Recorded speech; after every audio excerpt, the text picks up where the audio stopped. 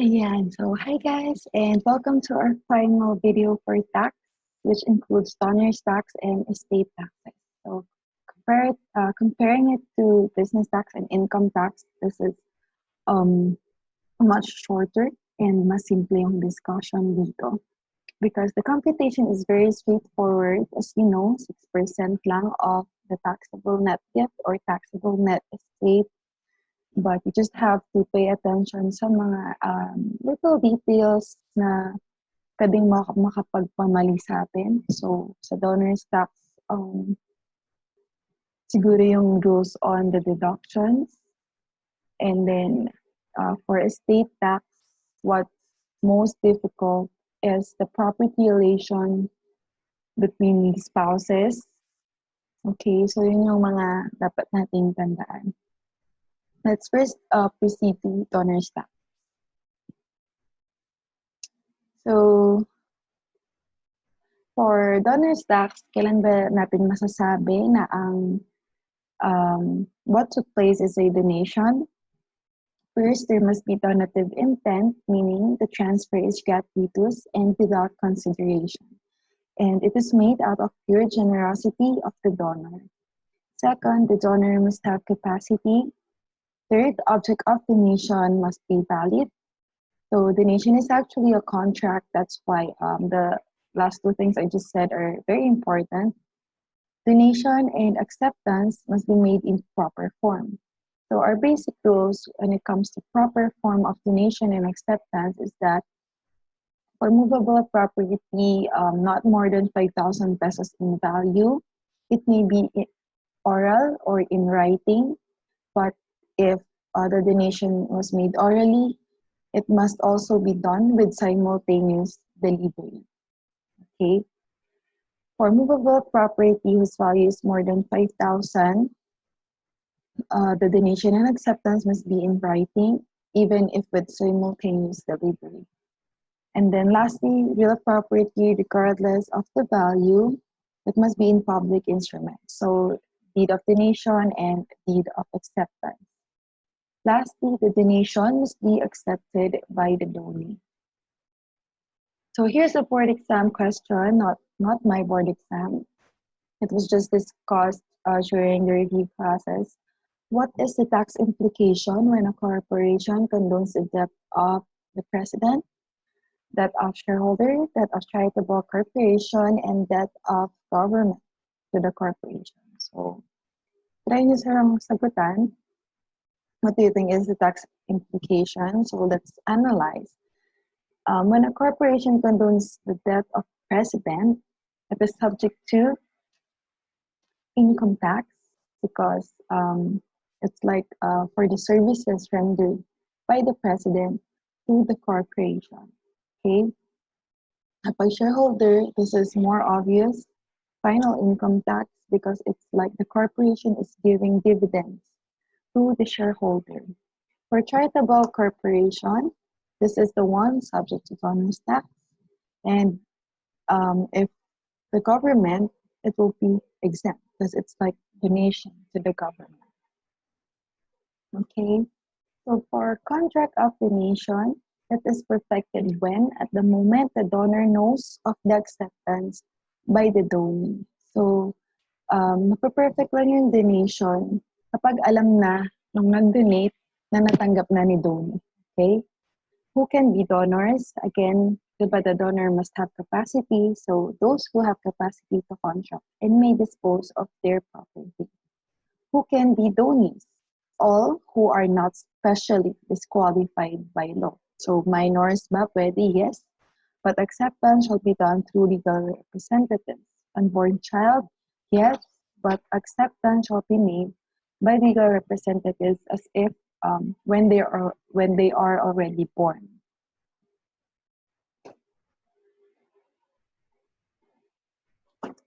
For donations, we have these things called void donations. So ito yung mga pinagbabawal under the law. So they're not really considered donations. So first one, the most famous between spouses, whether direct or indirect, during the marriage, except for moderate gifts on occasion of any family rejoicing. So, keyword dyan is moderate gifts. Okay? So, yung mga moderate gifts ay pwede naman between spouses. And take note whether direct or indirect. So, kailan ba nasasabing indirect yung donation between the spouses? So, first, donation to a stepchild who has no compulsory heirs other than the spouse. Donation to a common child who has no compulsory heirs other than the spouse. Donation to parents of the other spouse. Donation to the other spouse's adopted child. Donation to a common adopted child who has no other surviving heirs.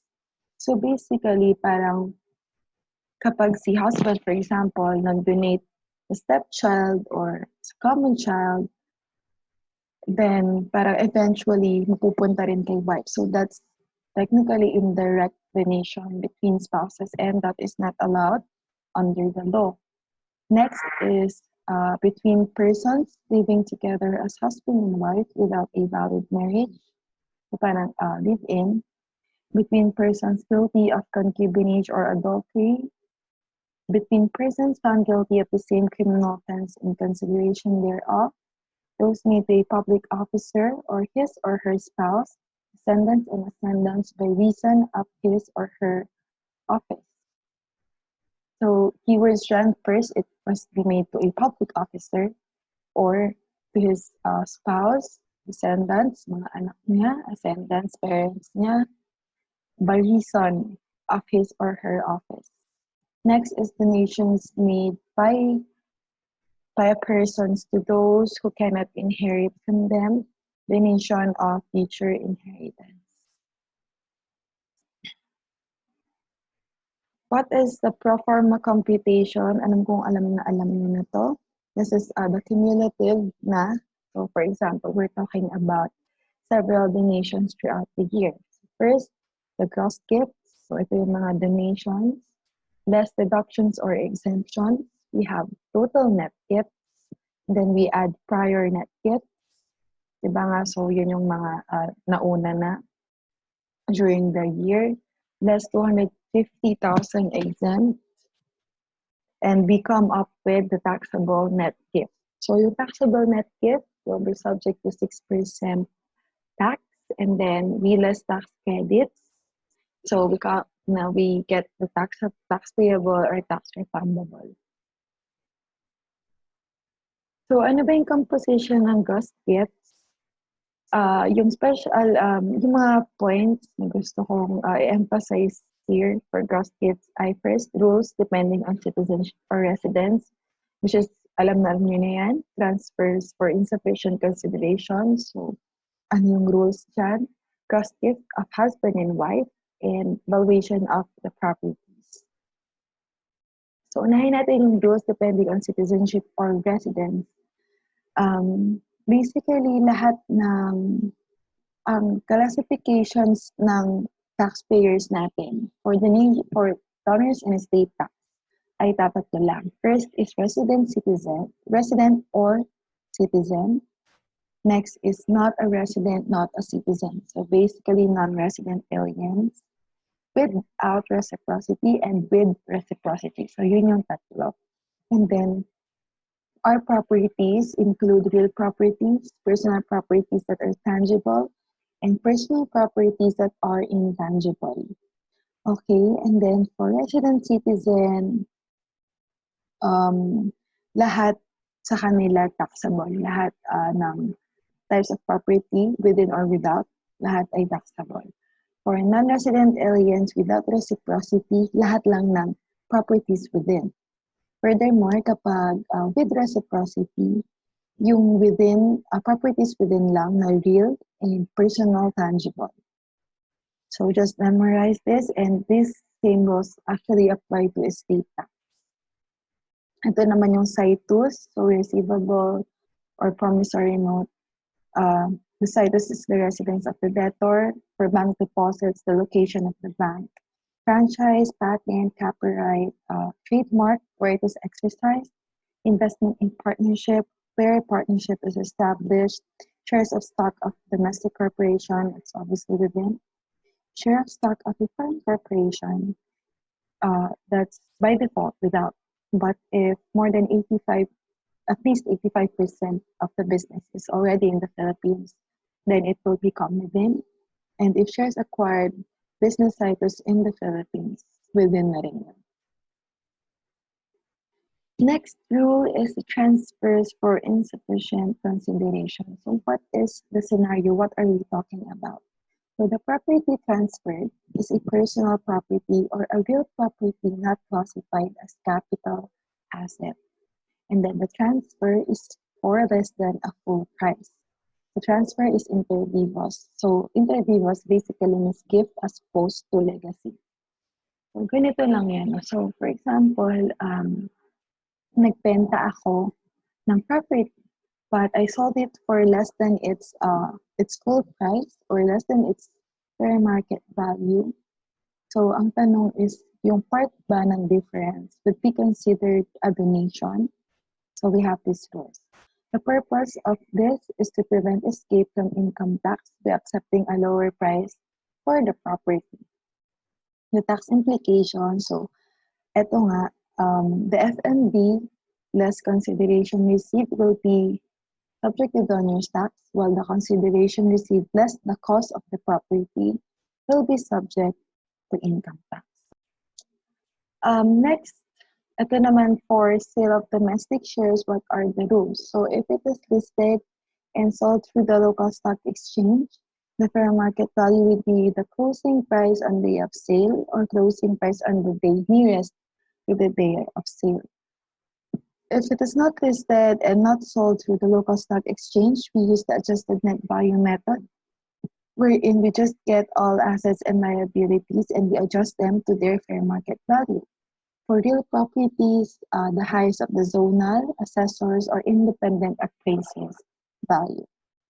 So I'm not sure if I encountered this in the board exam or just in a handout, but the way this is presented is that para kang may FS na very basic lang naman. So it's assets, liabilities, and equity.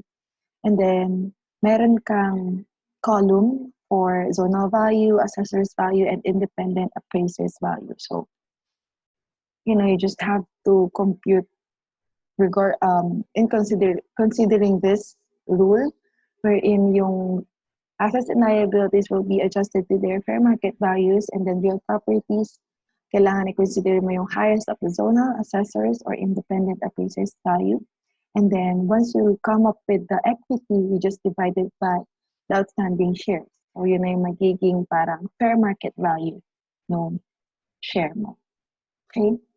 Note, when the sale or exchange is bona fide at arm's length and free from any donative intent, the same will be considered made for an adequate and full consideration. And in such case, there is no insufficient consideration, and therefore no gift. So, siguro, I think, sasabihin naman po, okay, so for example, ang dami na sinabi na insufficient consideration and all, but if by the end you see that the sale is bona fide, it's free from donative intent, or it's made at arm's length, then there will not be donor's tax on the transaction.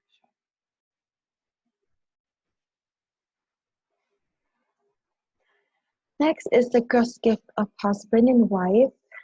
This is the first problem in the board exams for set A. So the thing is, merong husband and wife, and then they made several donations throughout the year.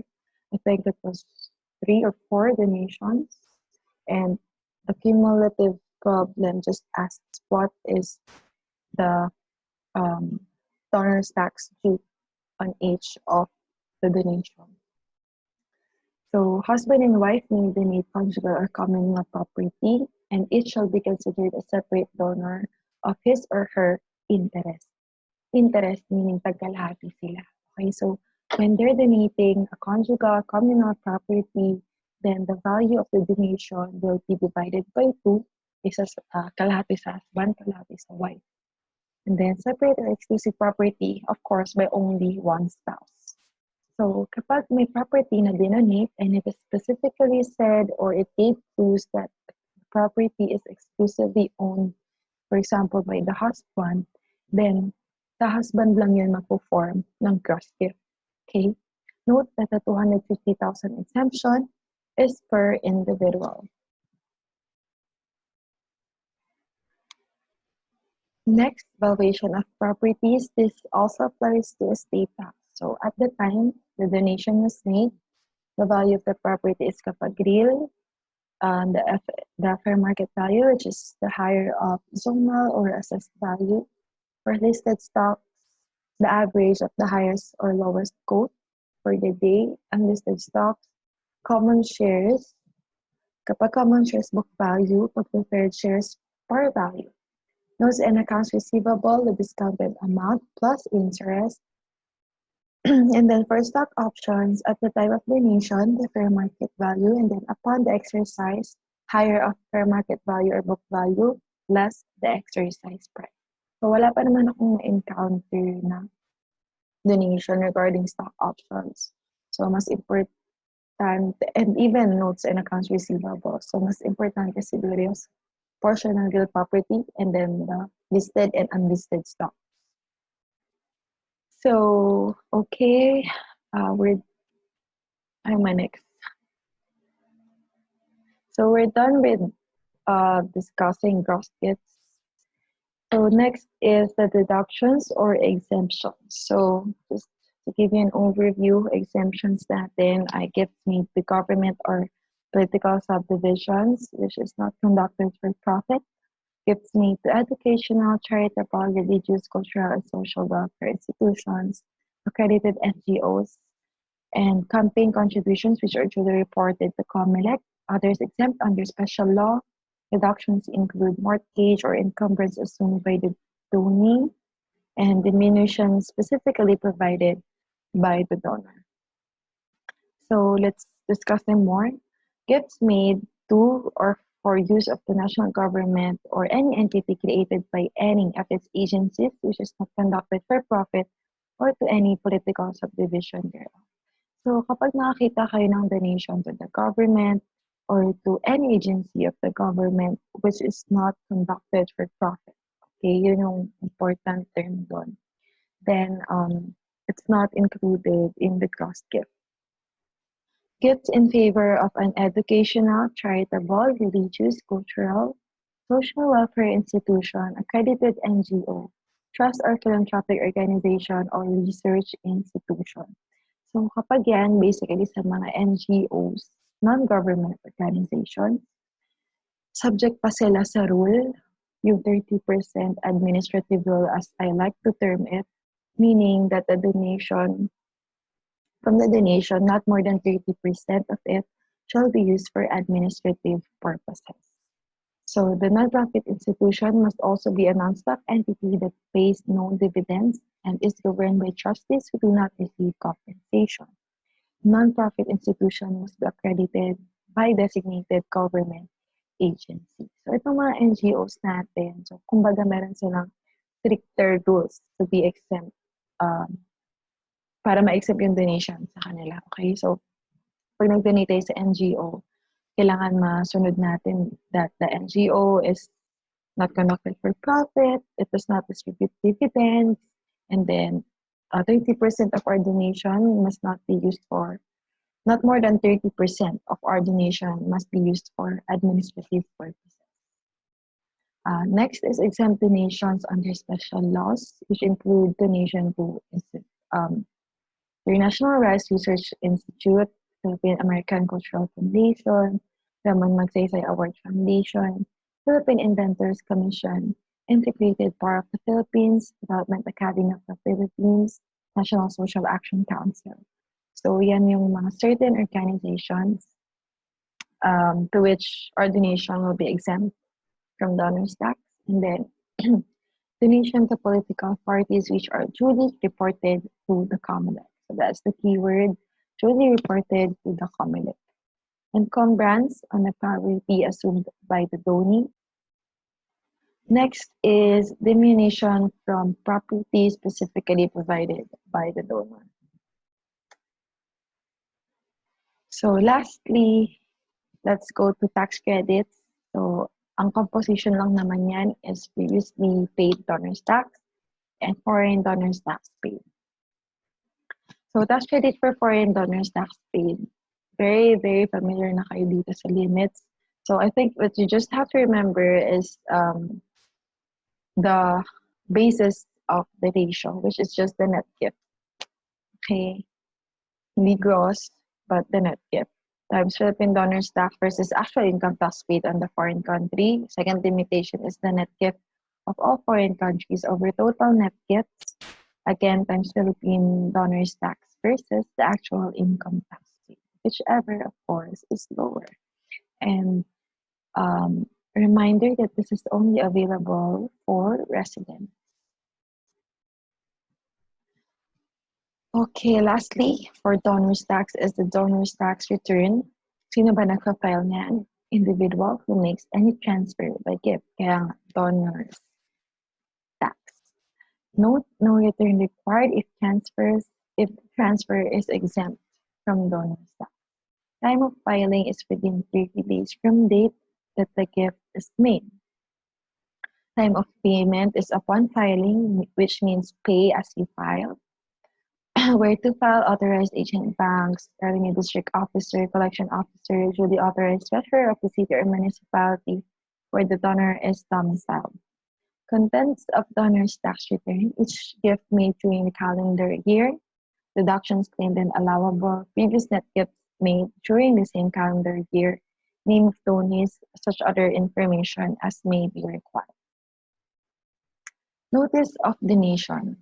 The donor engaged in business shall give this notice on every donation worth at least 50,000 to the revenue district officer which has jurisdiction over his place of business.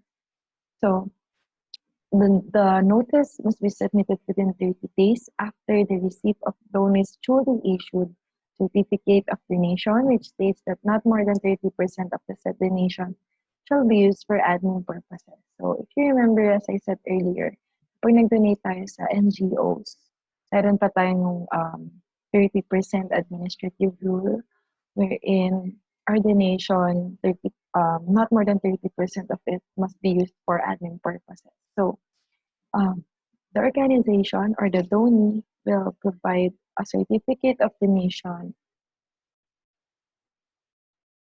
which states that they shall not use more than 30% of the gifts for admin purposes. Okay, and then if our donation is more than 50,000, then we have to submit the notice to the revenue district officer. Ayun lang naman yung discussion for donors tax. Let's proceed to some examples. So example number 1, Mr. and Mrs. K made the following donations in 2018. Determine the total donors tax payable on each date of donation. So I provided this example because again, yung unang question sa board exam is donation of a married couple to several donees throughout the year. So the difference is that yung dun sa board exam, 3 to 4 donations lang yan. So let's start. Letter A, February 14 to a legitimate son, a piece of land with fair market value of 400,000. So nothing special. Ito yung computation. So for letter A, so that's just 400,000. Yan, dinivide ko lang siya into 2 because husband and wife will be including to their separate cross estate yung interest nila dun sa donated property. So kalahati, but we have this deduction of 250,000. So basically the answer for letter A is both 0 for husband and wife. Next one, May 14 to a legitimate daughter, house and lot with fair market value of 1 million on account of marriage. So that's nothing special also, just 1 million divided by 2. So that's 500,000. And then we add the prior net gift, which is 200,000, totaling to 700,000, and we deduct 250 again. We get 450 taxable net gift times 6%. That's 27,000 each. So let's just table this real quick. So ito na yung gross gift. Diba? This is the prior gifts. And then this is the exempt. 50,000 as provided by law. And then this is the taxable net gift. This is the tax due. Okay. So, ayan. Parehong tayo malito sa mga susunod na computation. So next is June 14 to the brother of Mrs. K, 200,000. Nothing special, just, do the same thing. 200, so pag 100 sila, and then we add the prior net gift, which is 700,000, plus 250,000 exempt, we get 550 taxable net gift. Ayan, lang natin to. Ayan. Then from the tax due, we less the previously paid taxes, which is 27,000. So now the tax due and payable will be 6,000 pesos for each. Next, number 14, to the beautiful secretary of Mr. K when she took care of Mr. K while Mrs. K was vacationing in USA, jewelry worth 300,000 pesos. So the question is, jewelry, is it exclusive or communal? So wala namang sinabi dito. So, and jewelry, diba, if you remember the rules on property relations, jewelry is most likely communal. So, hatiin pa rin natin ang 300,000 to both the husband and wife. It's 150 each, and then we add the prior gifts. We deduct the 250,000, and we multiply the taxable net gift by 6%. We deduct the previously paid taxes, that's 38,000, are basically 27,000 plus 6,000. So the answer for letter D is 9,000 each. Next, October 14, to the good-looking driver of Mrs. K who accompanied her on her trip to USA, a diamond ring worth 500,000. So basically, parang yung letter D lang. So same process, 500,000 divided by 2, add the prior gifts, less 250,000 exempt gift. Then we come up with the taxable net gift multiplied by 6% tax rate. Then we deduct the previously paid taxes. And we get the tax due and payable. Letter F, December 14, to the daughter of Mr. K's secretary, pieces inherited by Mr. K during the marriage with fair market value for 100,000. So, kailangan natin ng little bit knowledge on the property relations. So, kapag silent, we assume na absolute community of property yung property relations ng spouses. So, and if that's the case, then pieces inherited during the marriage will be the exclusive property kung sino mang nakatanggap. So, in this case, the husband, exclusive property niya, yung dinonate niya sa daughter ng secretary niya. So, we do not divide it by 2. Mapupunta lang yan sa gross gift ni husband. So, ayan, kay husband lang siya. Then just, same computation all throughout here. Then, so, at this point, si husband na yung, dito na yung time na nagkaiba sila ng tax due. Of course, kasi nga, kay husband lang napunta yung 400,000 na gross gift. And then lastly, to a legitimate son, residential house and lot with fair market value of 1.2 million, but subject to the condition that the son will assume mortgage indebtedness in the amount for 100,000. So basically, there's an encumbrance on the property to be donated, and we deduct that. So 1.2 million less 400,000, 800,000 lang yung mapupunta sa gross gift, which we divide by 2 para sa interest ni husband and ni wife. And then same process for this last item. Yeah. Finally, we get 24,000 for letter G. Okay, next example, very short. On January 15, 2020, Jose sold a vacant plot held as a capital asset for 600,000 to his brother-in-law. The assessed value and zonal value were 750,000 and 1 million respectively. What is the tax implication? If the lot was used in business, what is the tax implication? So we have actually two questions here. The first one pertains to the property held as capital asset. So ito ay real property and held as capital asset. What is the tax implication? Of course, it will be subject to capital gains tax. Okay? The first question actually, and this is how we solve it. So the selling price is 600,000. Fair market value, however, is the higher of the zonal and assessor's value. So the higher is 1 million. So yung 400,000, this is the insufficient portion. But the question is it subject to owner's tax? We have the rules na sinabi ko kanina, wherein the property must be personal, or if it's real, it's not considered as capital asset. So in this example, sinabi that the vacant lot was held as capital asset. So it will not be subject to owner's tax. It will be subject to capital gains tax. And if you remember, it's just the higher of the selling price and fair market value times 6%. Ayan siya. So that's 1 million times 6%. 60,000 CGT. The next question is, if the lot was used in business, what is the tax implication? So this time, it's a real property not held as capital asset.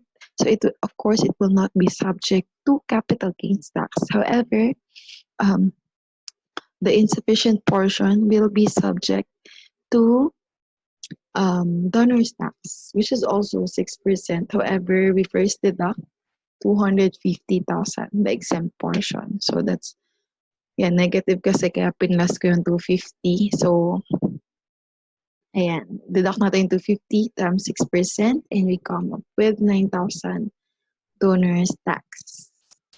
Okay.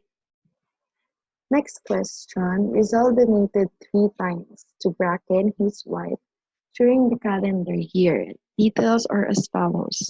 Brand new car on January 5, 2018. The fair market value is 3.2 million.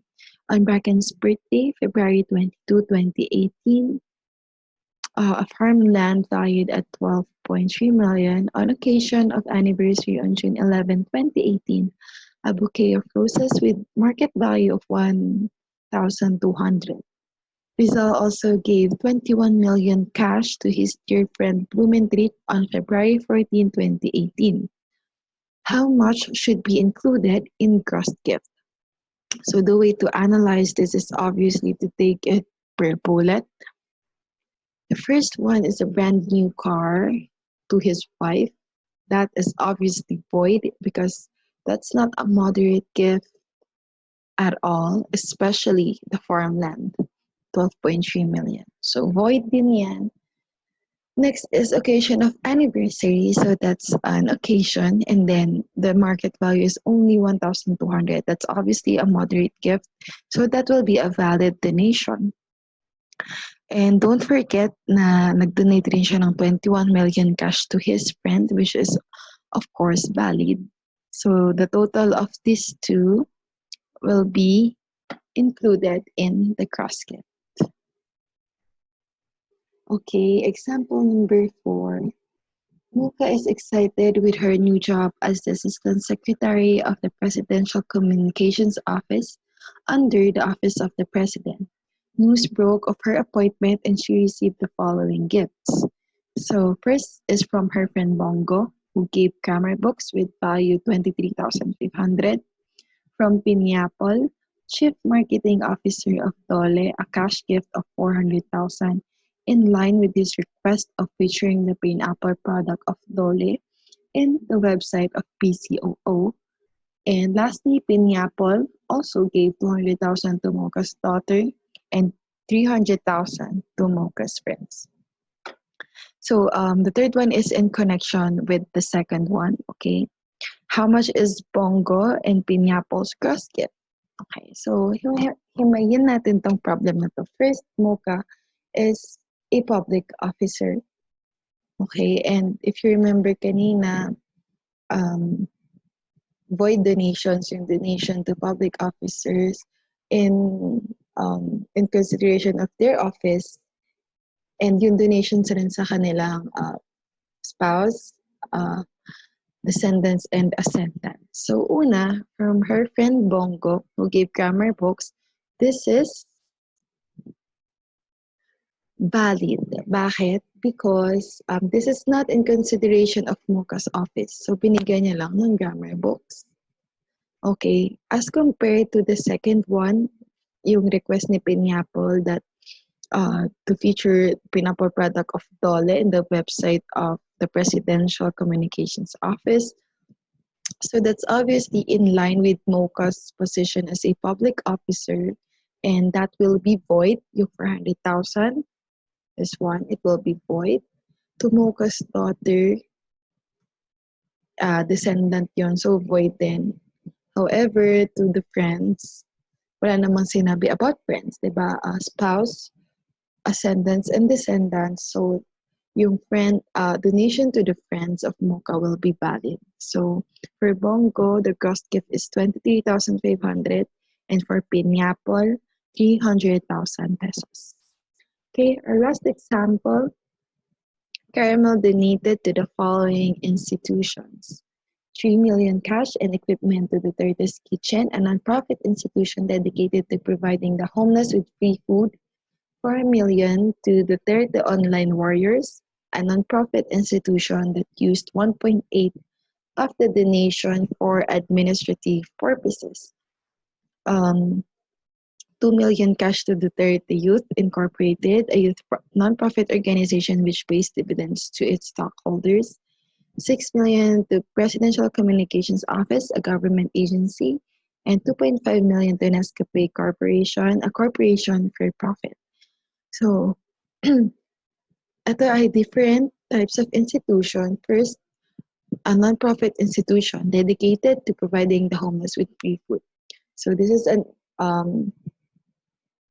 is not subject, subject to DT yung tanong. So the first one is not, because the donation was made to a nonprofit institution. Next one, the Duterte Online Warriors, nonprofit institution as well. However, we have a further information about this, which says that 1.8 out of the 4 million will be used for administrative purposes. Now, I don't know the exact percentage. Actually, isolve na lang natin. Ayan, 1.8 divided by 4 million. Ay, nice. Ayan, so 45%. 45% of the donation will be used for admin purposes. So, hindi niya na-meet yung 30% rule. Therefore, this will be subject to donor's tax. 2 million cash to the Duterte Youth Incorporated, a youth non-profit organization which pays dividends to its stockholders. So, non-profit siya, but it violated the rule wherein it should not pay dividends to stockholders. So, the 2 million cash to the 30th Inc. will be subject to donor's tax. Next is 6 million to Presidential Communications Office, a government agency. So, diba, donations to government and to its agencies that are not for profit will not be subject to donor's tax. And lastly, 2.5 million to Nescafe Corporation, a corporation for profit that is obviously subject to donor's tax. So, pag dinota lang natin, the answer would be 8.5 million.